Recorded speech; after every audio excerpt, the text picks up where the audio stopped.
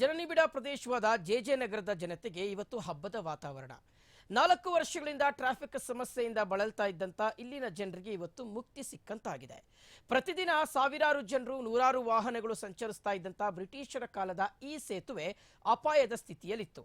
BBMP ವತಿಯಿಂದ ಸೇತುವೆ ಪುನರ್ ನಿರ್ಮಾಣವಾಗಿದೆ. ಹಾಗಾದ್ರೆ ದುರಸ್ತಿ ಮಾಡಿರುವಂತಹ ಸೇತುವೆಯಾದ್ರೂ ಯಾವುದು ಅಂತೀರಾ? ಈ ಸ್ಟೋರಿ ನೋಡಿ.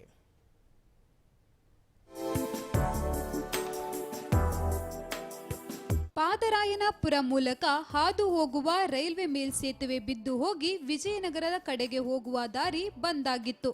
3 ವರ್ಷಗಳ ಕಾಲ ಜಿಬಿಎ ಮೇಲ್ಸೇತುವೆ ನಿರ್ಮಿಸದೆ ಅಸಡ್ಡೆ ತೋರಿಸಿತ್ತು. 1 ವರ್ಷದ ಹಿಂದೆ ಈ ಸೇತುವೆ ನಿರ್ಮಿಸಲು ಪಣತೊಟ್ಟ ರೈಲ್ವೆ ಸಚಿವರಾದ ವಿ ಸೋಮಣ್ಣ ರೈಲ್ವೆ ಇಲಾಖೆಯಿಂದ ಈ ಮೇಲ್ಸೇತುವೆ ಪುನರ್ ನಿರ್ಮಿಸಲು ಟೆಂಡರ್ ಕರೆದು ಫೈನಲ್ ಮಾಡಿದರು. ಪ್ರತಿ ತಿಂಗಳು ಕಾಮಗಾರಿಯನ್ನ ವೀಕ್ಷಿಸುತ್ತಾ ಬಂದ ಪರಿಣಾಮ 1 ವರ್ಷದಲ್ಲೇ ಮುಗಿದು ಇಂದು ಲೋಕಾರ್ಪಣೆಗೊಂಡಿದೆ. ಪಾದರಾಯಪುರ ಹೊಸಳ್ಳಿ ವಿಜಯನಗರದ ಮುಖ್ಯ ರಸ್ತೆ ನಾನು ಬಿನ್ನಿಪೇಟೆ ಇದ್ದಾಗಿಂದನೂ ಒದ್ದಾಡ್ತಾ ಇದ್ವಿ. ದೈವ ವಿಧಿಯ ನಿಯಮ, ಭಗವಂತನ ದಯೆ. ಇವತ್ತು ರಾಷ್ಟ್ರದ ಪ್ರಧಾನಮಂತ್ರಿಗಳು ಅವರೊಂದು ಸಂದೇಶ ಕೊಡ್ತಾರೆ, ಯಾವ ಕೆಲಸ ಪ್ರಾರಂಭ ಮಾಡ್ತೀರೋ ಆ ಕೆಲಸನ ನೀವೇ ಉದ್ಘಾಟನೆ ಮಾಡಬೇಕು ಅಂತ. ಆ ಸೂಚನೆ ಮೇರೆಗೆ ಇವತ್ತು ಇದು ಸುಮಾರು 15-16 ಕೋಟಿ ರೂಪಾಯಿ ಖರ್ಚಾಗಿದೆ. 100ಕ್ಕೆ 100 ಭಾರತ ಸರ್ಕಾರದ ಹಣ.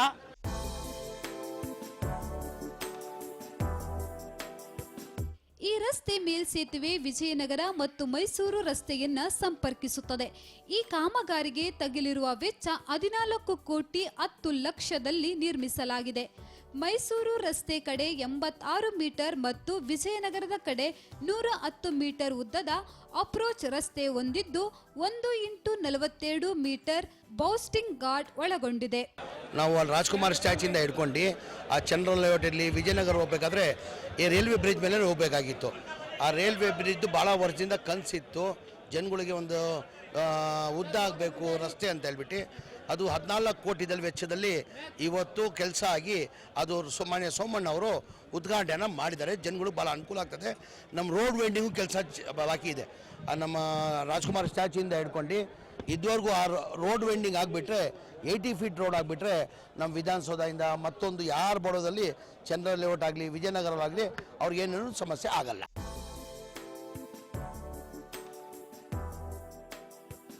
ಮೈಸೂರು ಬೆಂಗಳೂರು ರೈಲ್ವೆ ಮಾರ್ಗದ ಕೆಎಸ್ಆರ್ ಬೆಂಗಳೂರು ರೈಲ್ವೆ ಮತ್ತು ನಾಯಂಡಹಳ್ಳಿ ನಿಲ್ದಾಣಗಳ ನಡುವೆ ಈ ರಸ್ತೆ ಮೇಲ್ಸೇತುವೆ 431 ಸಂಖ್ಯೆಯ ಅಡಿ ನಿರ್ಮಾಣ ಮಾಡಲಾಗಿದೆ.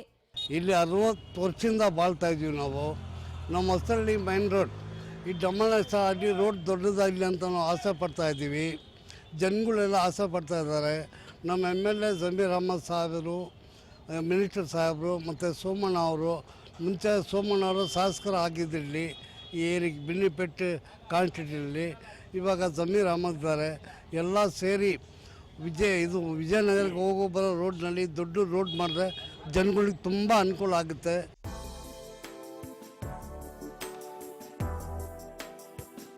ಒಟ್ನಲ್ಲಿ ಈ ರಸ್ತೆಯ ಮೇಲ್ಸೇತುವೆ ನಿರ್ಮಾಣದಿಂದ ವಿಜಯನಗರ ಮೈಸೂರು ರಸ್ತೆ ಮತ್ತು ಸುತ್ತಮುತ್ತಲಿನ ಪ್ರದೇಶಗಳಲ್ಲಿ ಸಂಚಾರ ದಟ್ಟಣೆ ಕಡಿಮೆಯಾಗಿ ಸುಗಮ ಮತ್ತು ಸುರಕ್ಷಿತ ಸಂಚಾರಕ್ಕೆ ಅನುವು ಮಾಡಿಕೊಟ್ಟಂತಾಗಿದೆ.